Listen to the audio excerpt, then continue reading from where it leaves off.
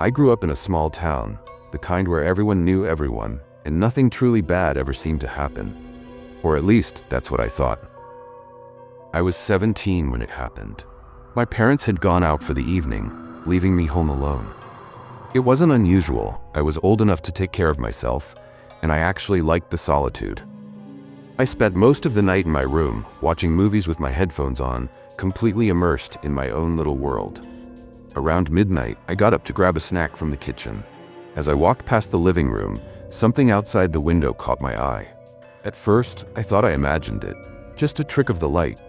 But then I saw it again. A shape, a man standing just outside the window. My breath caught in my throat. He wasn't moving. He was just standing there, watching. The curtains were open, and the light from the TV flickered against the glass. I could see him clearly now. He was tall and thin, wearing a dark hoodie. His face was obscured by the shadows, but I could feel his eyes on me. My heart pounded. I knew I should do something, turn off the lights, call someone, but I was frozen. My mind raced. Had I locked the doors? I couldn't remember. Slowly, I took a step back, and that's when he moved. Not away, but closer, pressing his face against the glass. I bolted. I ran to the front door first, making sure it was locked, then the back, the windows, every entry point. My hands were shaking as I checked my phone. No signal. Typical for this town. I decided to hide. The closet in my bedroom seemed like the safest place. I shut the door behind me, curled up in the corner, and held my breath. I listened. For a few minutes, there was nothing, just silence. Then, footsteps.